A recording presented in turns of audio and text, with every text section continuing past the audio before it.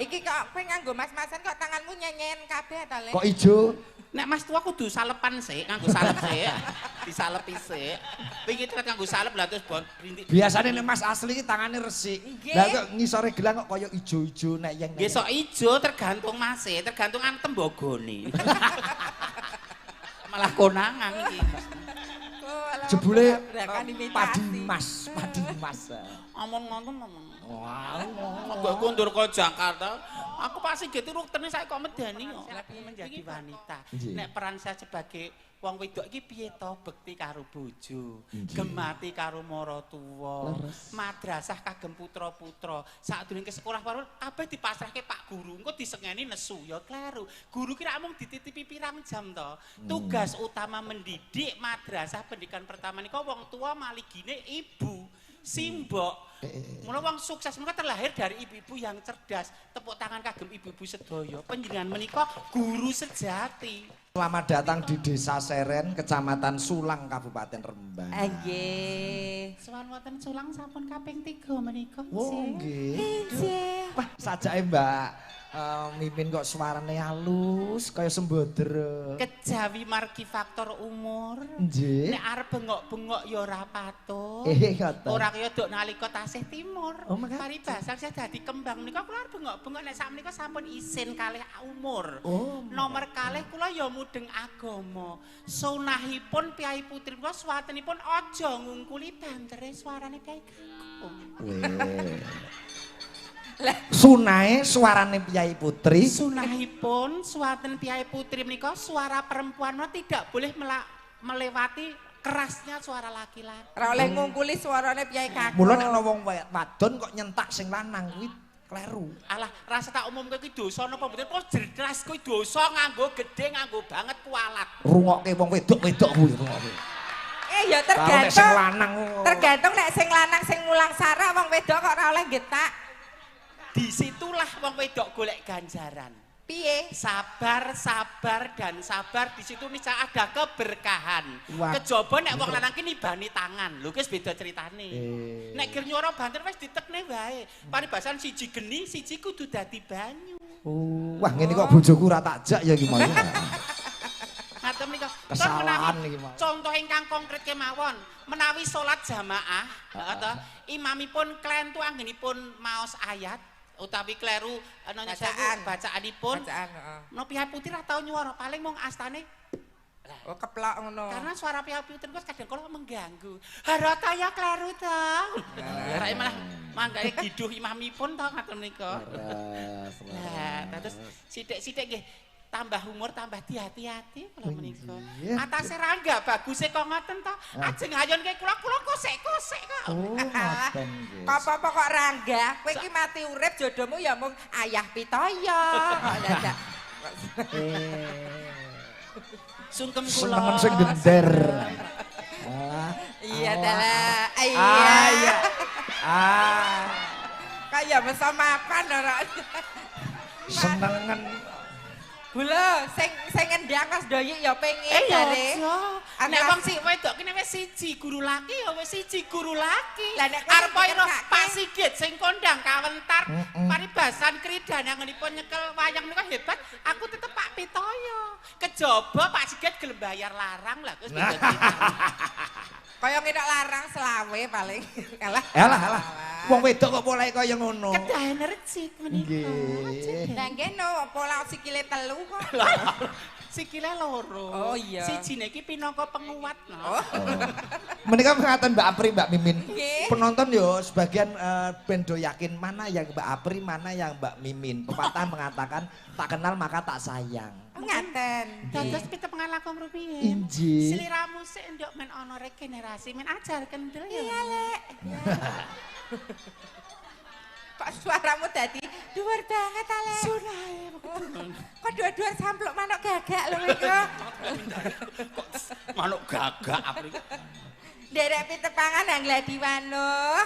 Nami kula Dek Princess Aprilia Sucipto Susuki. Duh, dawa men, Mbak. Nggih, asma kinarya jaba. Wonten tegesipun. Wonten. Menapa menika? Princess menika widodari. Nggih. Aprilia menika wong wedok sing paling ayu dhewe laire wulan April.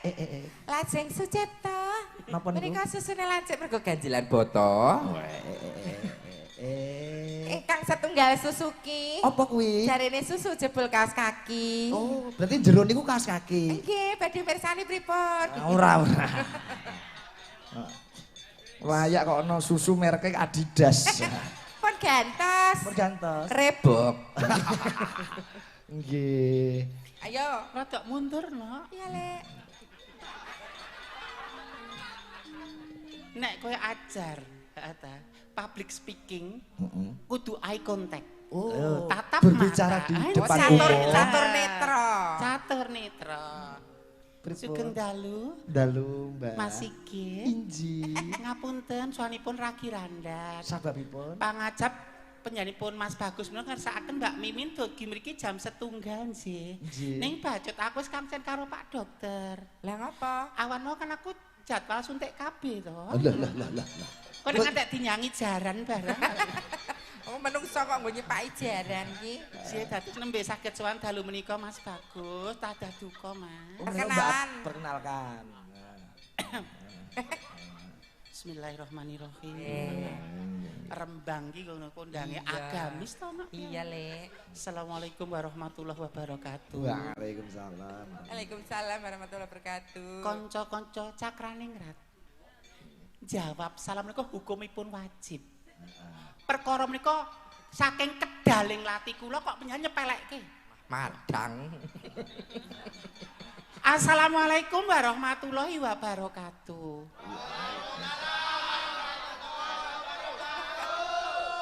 Dapat 10 kebajikan. Jawab salam. 10 kebajikan, 2 kebancian. Sakit. 2 kebancian dan itu lengganan. Aprira. Ayo. Jen nderek tepang Gladi Wanu.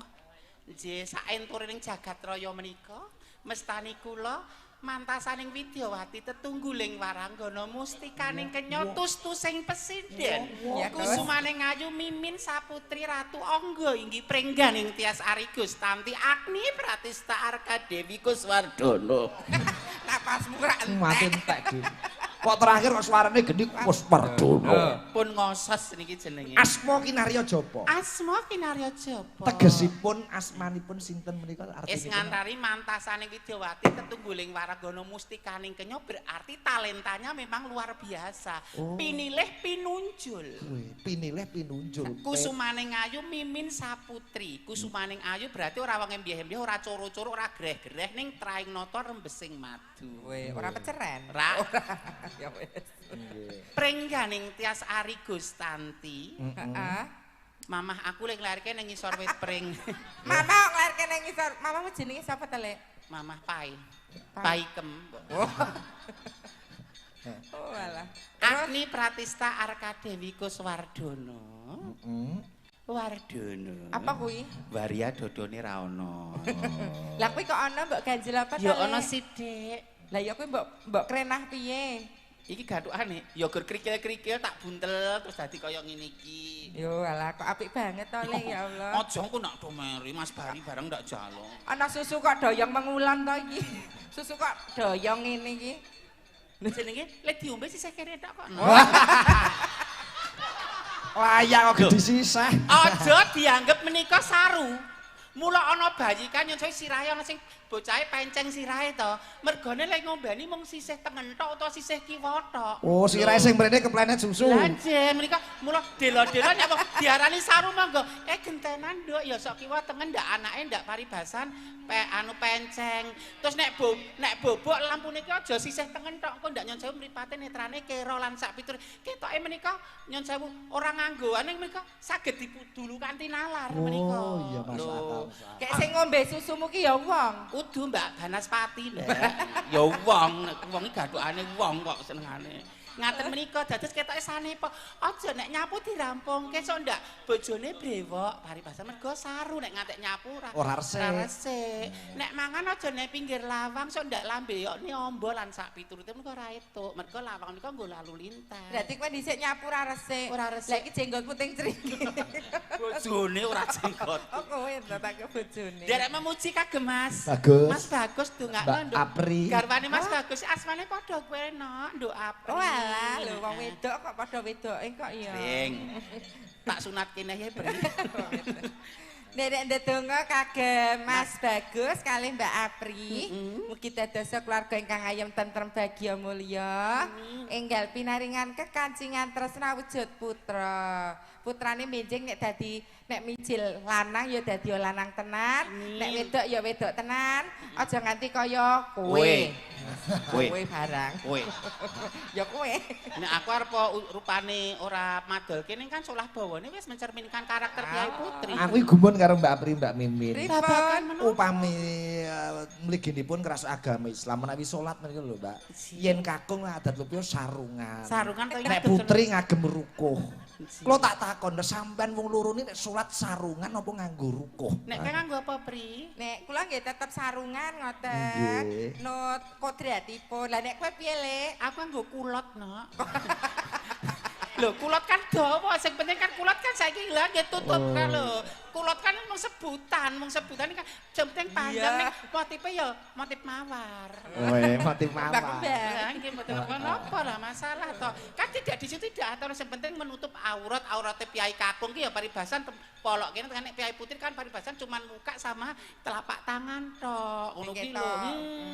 Kamu di Mekah sana itu mukena tidak ada, rukuh tidak ada. Sing penting nganggo baju tertutup. Loh, itu karena nek dulu neng Jawa malih gini sing ngrasuk Hindu isih akeh.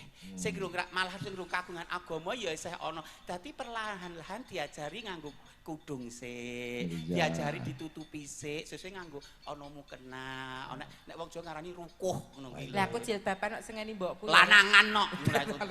Lanang kok jilbaban. Mula diseneni mbokmu. Kok galak men to. Nggih. Nek upamane nek sampun tumrap nganu nggih agama Islam nek pun kapundhut nek jaler almarhum.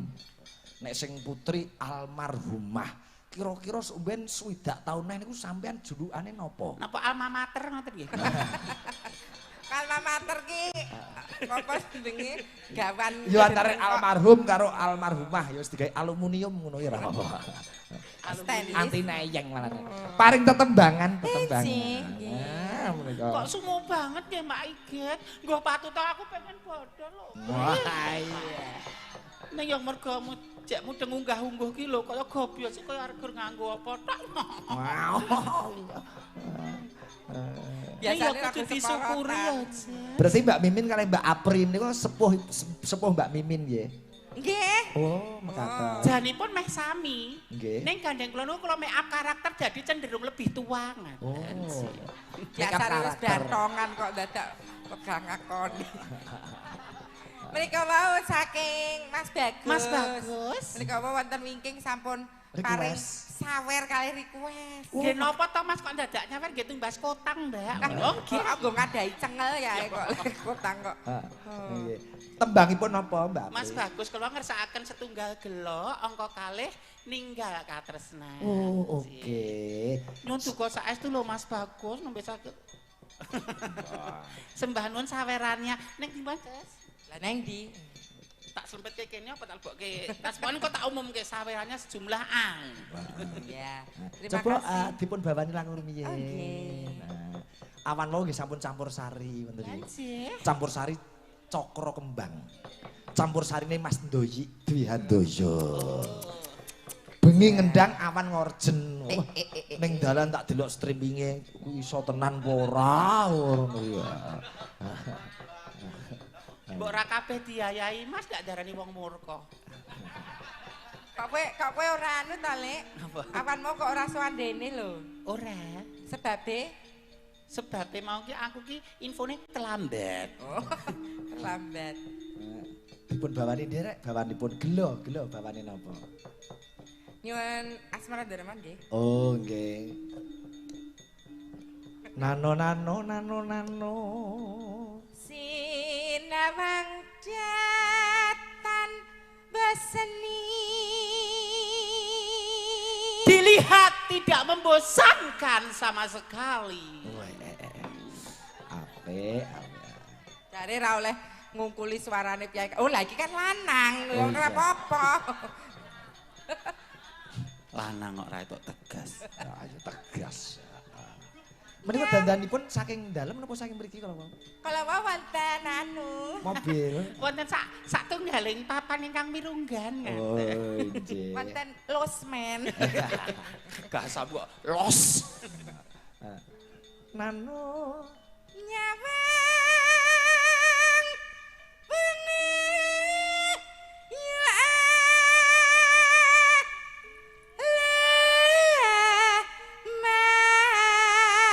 man. Melihat wanita cantik yang manja-manja. Oh, iya. Maju mundur cantik manja. Oh iya. Kaya Seniwati Tayo beda dom iso ngene. Oh, kaya Karniati. Seniore dhewe aja. Angger sinden Cakraningrat senengane bawa nggo cakapan iki sapa nok? Nek kelingan sapa dia? Nah, iya. Terus. Reka sata lakonane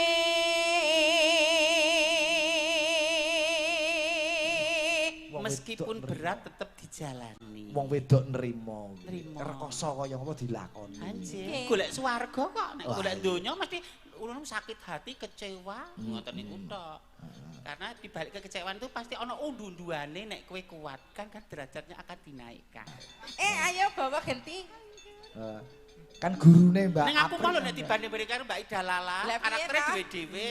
Aku dibanding-banding karo Mbak Eni ya nyun sewu ya karaktere dhewe-dhewe. Karo Bu Yuyun. Nyun sewu Ibu. Biar ora kowe. Nyun sewu Pak Igit.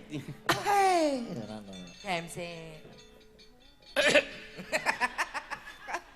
Nek transisi menuju suara wedok, kuwi aja dem gedhi. Oh, ketu. Ngono. Nah, kuwi dadi cilik. Kurang cilik. Kok nyiksa telak to, Pri? Angger. Kok popone kok kurang ya? Waduh. Ning aku mana ditanding-tanding karo Ida Lala mah. Ora. Iya, iya. Angger. Aku. Kalau menjingin nyangkut. Pri, Nyapa? apa aku anu ya disantet karo Lila ya. Lah nyapa kok Kan disantet? Lila pengen kene kan pengen bicarane segala cara pengen didadekke sinden tetapi Cakraningrat. Heeh. 1000 cara dek mesti gunakake. Lah kok disantet ki? Sore mau suaraku ra ngene kok saiki kok bosok ngene. Mbok yo bersang cek. Lah kan kowe nyelot wengi, nyelot wengi. Semen sing salah kali seleh aku ngerti gak harus tak balas. Santai ae Mbak Lila. Remuke mbak wis remuk ngono ae kok dadak. Wong Gerak itu nyawang sih. Angger aku etok. Lek kowe digeguyur rangga lho ketok nyepelek kedanget iro kowe lek kae. Kemampuane dhewe-dhewe Mas, karakter suara beda-beda. Ana sing suarane ana sing powerful, Apa, ana sing lirih, ana sing arum. Kok guyune sajak ngece ki? Ngecio. Jaman dong di bojoe sing tok dahar nek ra aku sapa. Arek apa? Urung duwe bojo. Soale nek Sindiajinan kabeh ngerti kertune. Jaman semono manut Cakraningrat pertama kan aku udah ngerti kertune. Salene ning ngarepku. Kan ya kono mancing to. Dan aku ya mapan waktu kuwi. Terus ngapa arepan dolanan lato-lato doan. Ning kedewan kae lho, pri sing kedewan munggah terus kae lho. Iya. Wong ayu lambene.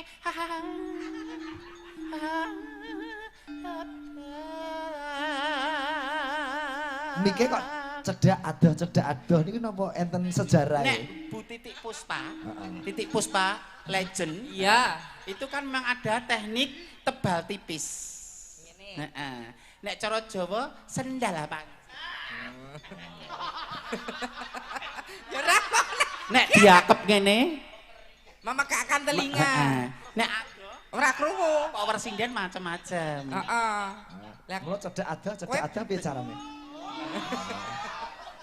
kok kok kaya gawean lawas ta, Lek? Gumantung le memaknai. Ngono ya. Hayan mati. Yen mati aku wis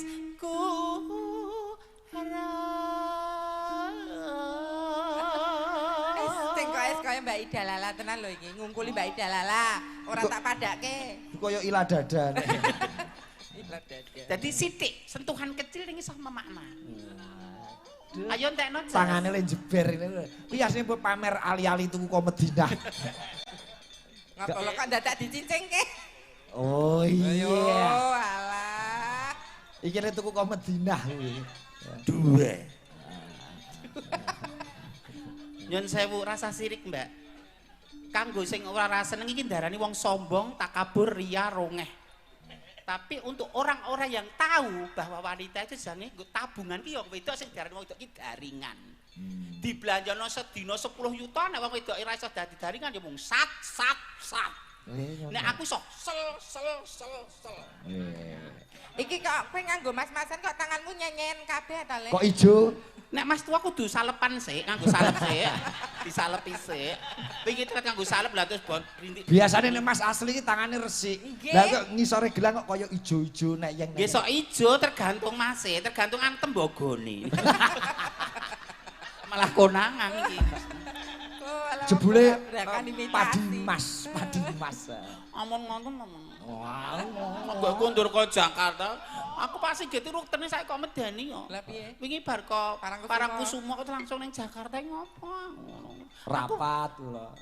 Kowe nek ditunggu ning pantai Parangkusumo ora. Katanya kau rapat, katanya kau lembur, mengapa Dedek selalu curiga? Di dompetmu aku temukan sapu tangan wanita, satu nama terukir di sana. Iki penyanyi gagrag lawas, niku urung lair iki mriki. Kuwi taun 1321. Ya Jas, entekke Jas. Dedek kembrobyo sih? Maaf enggak pinjam. Tuwa kemaki. Kok kemaki kemayu? Oh kemayu. Delok oleh ngelim idep mripat sisih tengen iki kemdosok menjero to ya. Niki wulune idep niku nggo wulu kelek kok mula. Lara kok kriting. Mula sing tengen tak semune mripate rada PC sithik. Trakum. Sawangen ora percaya takon ngapri. Ya ora pri. Wulu idepe merem-merem. Wah iya. Mencong ta. Iki sing diarani mripat kocak ngondaran iki ya ngene iki, Pri. Aku lagi ngerti iki lho, mripate Mimin iki jebule ndek dhuwur. Kero. Oh, kero. Kok dhuwur sing kiwa aku. Jenenge netra kocak ngondarandir iki ngene kok diarani kero. Kaya boneka lho. Terus aku ora bakal kenggo, aku soalnya kan ora pasang susuk kaya Apri. Aku kan kene susuk. Oh, susuk. Susuk apa? Susuk bakso. Ayo, Nak. Iki kebakso sundukmu ki lho. Nah, susu kok isine. Nah. Angger tresnaku mbak jaga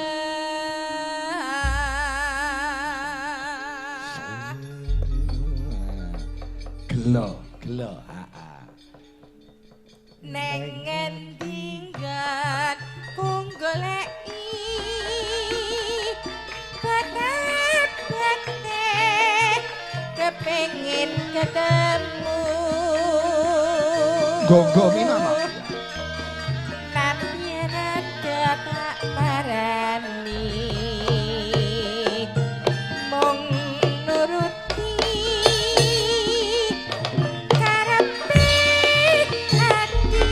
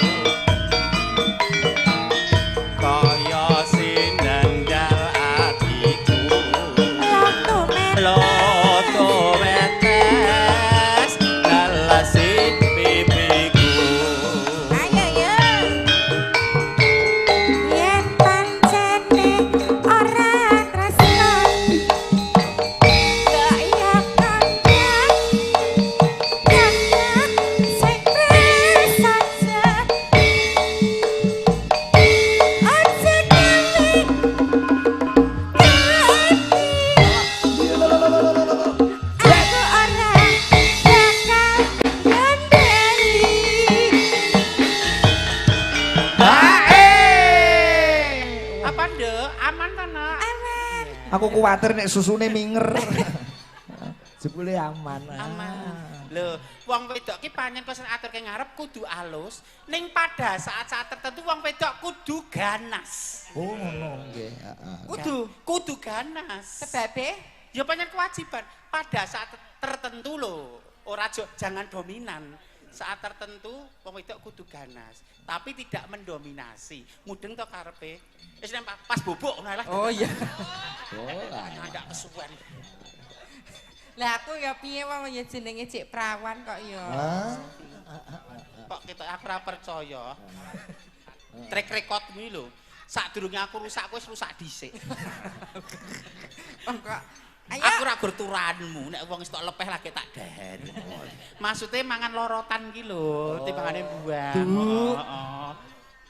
Ayo. Kaya ngene lelakonku. Kok jero? Biyen apa kok dadak ketemu. Biyen pancen ditinggalke. Gawe galak tak bisa lawase.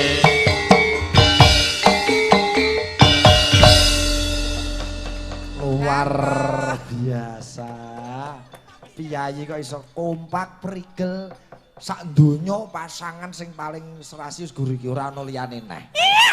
Lanang ngalembon arep etuk-etukan. Kok malah kain-kain ki ngopo lho senengane kok. Nek ngalembono jangan berlebihan. Lah sakniki jangan pasang hiperbola. Engko nek aku ra kuat aku gegedan rumangsa malah saya jatuh. Enggak boleh seperti itu toh. lah pasangan sinden wadon iku sing loro nggih mung namung sampean tok ora ngono liyane. Nggih lho. Wedok lho, Lek. Iya. Sing wedok tenan kan Dani kok. Dan memang anu harus diketahui masyarakat pada umumnya. Terang, Nggih mboten Kak. terangke. Saya selalu menyampaikan Iya. kula kali Apri aku ngampil agemane Piyai Putri.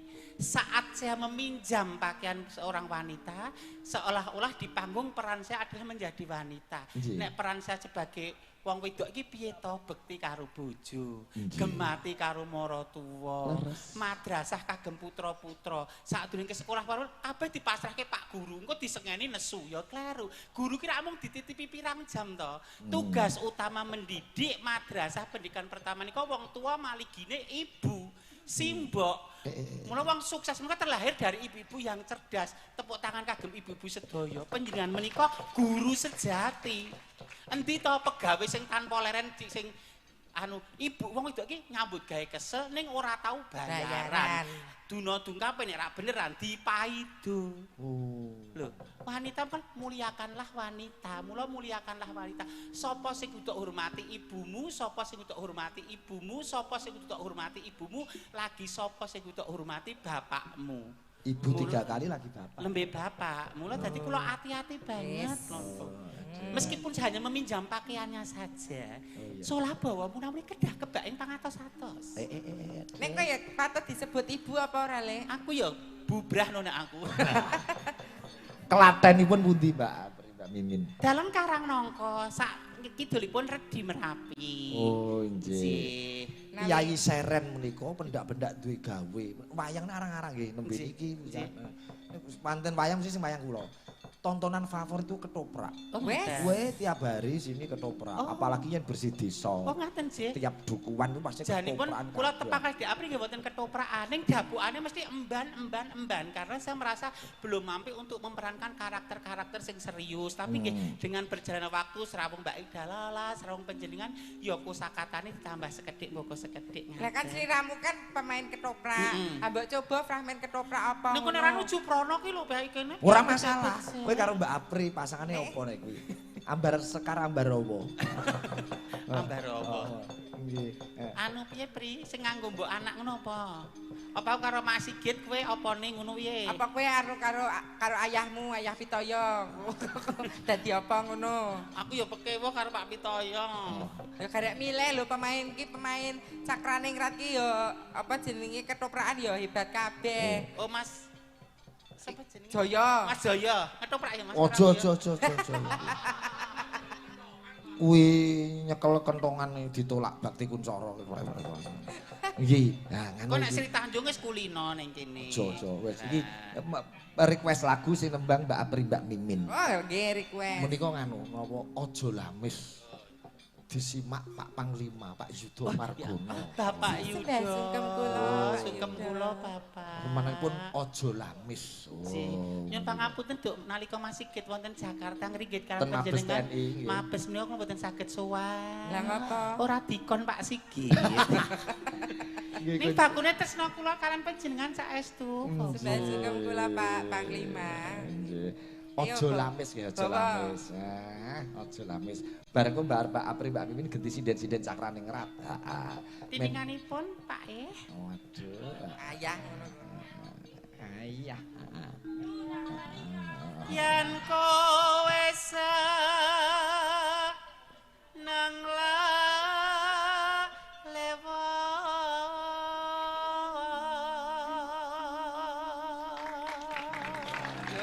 Ya Allah. Lho kanca-kanca lho karo sampean kaya ngene kate apa apresiasine luar biasa ngono kok ket memuring-muring ae lho. Iki bangga apa kaya nepuki dara to? Bangga. Sing apik aja kuwatir sok ben Mabes TNI memperingati Hari Wayang Nasional arep wayang wongan. Lho Oh, sampeyan. siap. Siji dadi Betari Durga, siji dadi Oh, Sri Kandi Larasati. Aku tak dadi kali ceng-ceng goleng ae men dilumpat-lumpati ngono. Ah iya. Kali untu kuwi kok ceng goleng.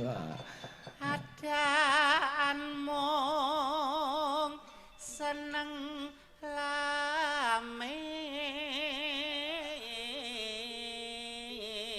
lamis. Sembah nuwun kanca-kanca Cakraning Rat Fans Club. Ketuane nggih rawuh Pak Kasmani. Wingi kanca-kanca CFC wis apa kuwi jenenge gerakan sosial donatur air bersih bagi banyu ning Didi. Oh, ngaten menika luar biasa. Nggih. Becek alu wong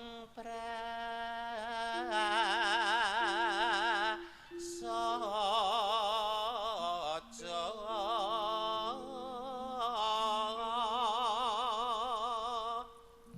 mung wale ya jas Mong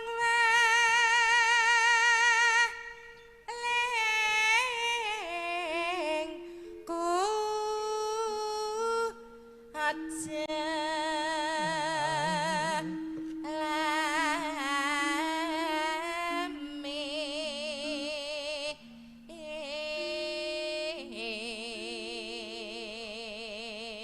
lamis. Mbak Apri untune di kawat. Kowe Mimin kok ora untumu kok ora mau behel Min. kula nggak mau trauma. Lho kok ngapa kok Nek trauma? dibekel kan kiri kanan harus dicapuk. Oh, gitu. Sakit. Saya nggak mau nyakiti diri sendiri. Tapi saya tetap menghormati siapapun yang punya pilihan. Oh. Di Apri cantik seperti ini belum tentu saya cantik seperti Apri. Oh. Mungkin cantik saya tidak di wajah. Apa? Mungkin di body language, mungkin di hati. Nice. Gitu. Itu namanya inner beauty. Inner beauty. Inner itu di dalam, beauty itu cantik. Nah. Berarti ayumu nek ning jero omah. Nek nggon petengan. Begitu metu terus ketok elek. Nek metu karo mentok wedok wae kalah ayu aku. Neleng. Yen kowe seneng lamis gampang kena ing bandu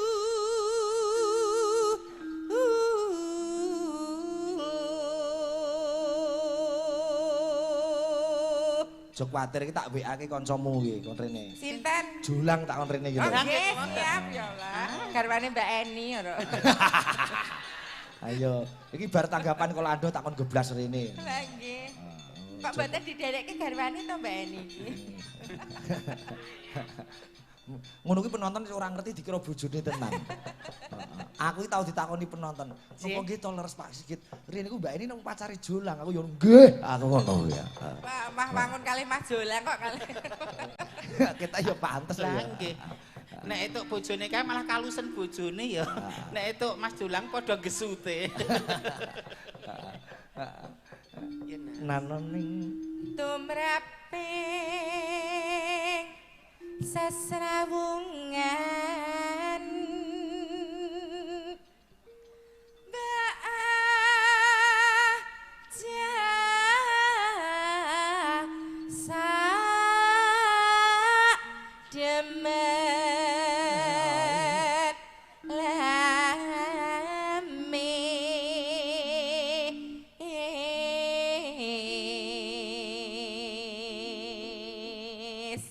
Kanca-kanca CFC nglumpuk kabeh. Yo entuk salam. CFC Semarang Mas Surito sak kanca nyimak. Mendika nggih salam nggih kanca-kanca CFC Rembang. Nggih Pak Waris Sugiono Suprabaya nggih salam nggih CFC Rembang. Komplit nggih. Lanjut. Seneng lamis padha karo demen citra